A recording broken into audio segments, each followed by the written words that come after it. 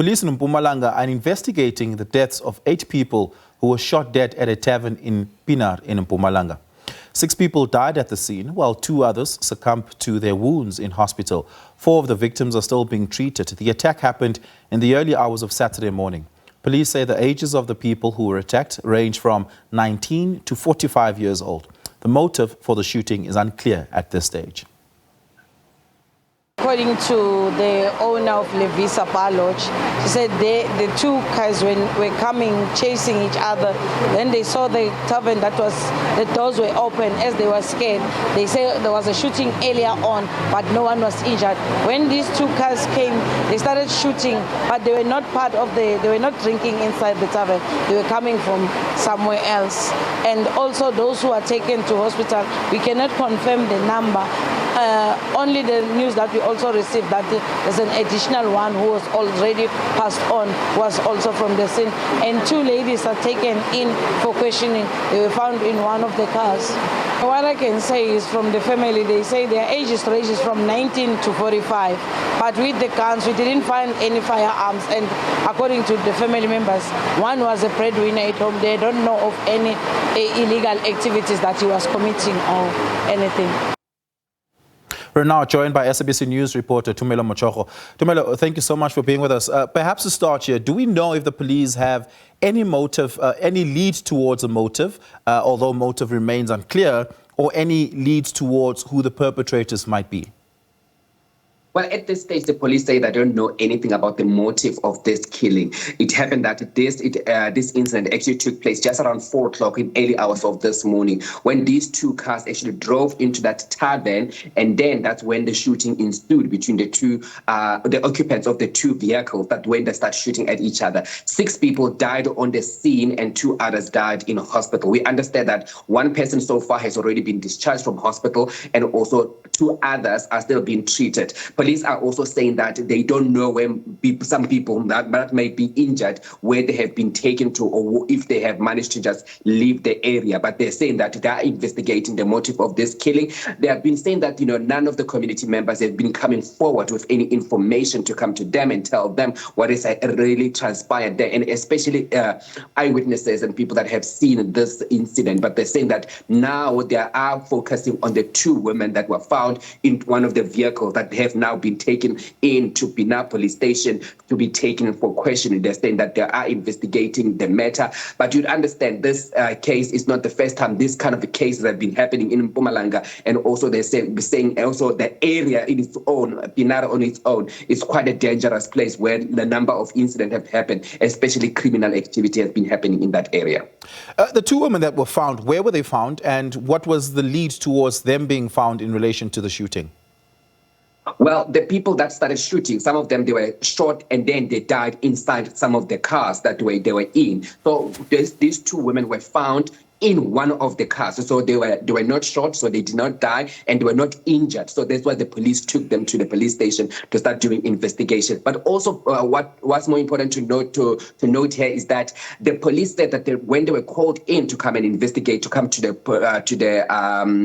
tavern where the incident happened, they did not find any firearms. So it seems like some people who were involved with the shooting, they managed to take all of their firearms that were used in the shooting, the cell phones of the people that were also on the scene, and then they escape with those properties. So they're saying that they're investigating that. They want information, especially from the public, who might have seen something of the people who collected those firearms. But they're saying that they've collected a number of cartridges on the ground, saying that they're now focusing their investigation on the 2 women that were found in one of the cars that was also found. The cars that were found were riddled with bullets, you can imagine. The police are also saying that they found a number of cartridges. They don't want to say how many, but they say that they found a lot of cartridges around the area. Yeah.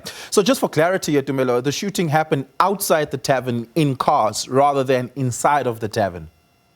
Yes, indeed. The people, they drove into the tavern because they saw the tavern was still open at around 4 o'clock, which might raise a question about how the owner of the tavern can have an operation around about 4 o'clock in the morning. But they drove in and then they started shooting at each other. One person and two people were found outside their vehicles. They were shot outside their vehicles. So it means that one of the drivers got out of the car and started shooting at the others, and then he got shot also in the process while they were shooting. But two people were found outside their vehicles, but also closer to the vehicle. But most of the people that were found were shot, and they were shot inside the vehicles. Yeah.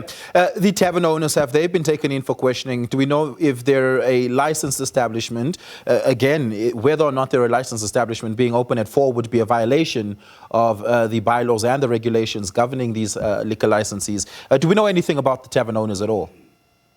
Well, we did speak to the tavern, the sister of the tavern owner. They're saying that they've been operating this business for over 40 years. It was started by their father. So they're saying that this business has been running for quite a long time. So they said that the tavern, they didn't want to say anything about their license and how long they're trading. But they're saying that the sister will be cooperating with the police, saying that the sister was still shocked. We did not speak to the sister ourselves, saying that the sister is still shocked, but will cooperate with the police, because once they start getting, the sister said once her sister started hearing shooting outside, they started to go to the door so that they can close the door so the people don't come inside the tavern. But that's all they know, that's all they have seen. Also, they're saying that they don't have any CCTV cameras to actually help the police with the investigation. They're saying that they did have, but then they have since been disconnected because of criminal activities in the area. Yeah, there have been a number of mass shootings in Mpumalanga in the last year or so. This is not the first.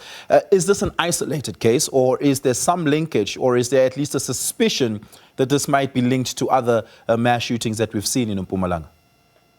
Well, the police at this stage saying that they are investigating this as an isolated case, but we have seen again last year where we've seen a number of people also being shot at the tavern just around 50 kilometers from Pienaar area. But also the area of Pienaar is one of those areas that is riddled with crime. The community, they're always scared to speak to the media, especially when it comes to criminal activities. Even today, when we try to speak to the communities about what they know and what they have seen, none of the community members wanted to speak to us. Even the family members of the people that have died, they actually said that they don't want to speak to us, and we try to speak to them, but we try to hide their faces because they said that they don't want to be identified, they don't want to be known, because they don't want to be prosecuted, or also being also targeted by community members because they live in an area where it's known to be a criminal, a crime-ridden area.